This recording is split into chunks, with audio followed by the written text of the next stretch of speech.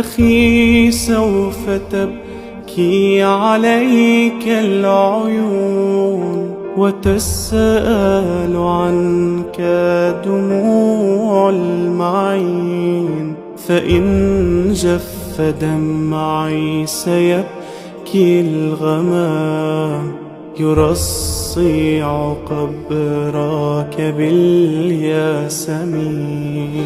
أخي إن قضيت ستحيا بنا كأن لم يمر عليك الفنا، فتمرح مهما احتوتك القيود وتنعم بالحب ما بيننا.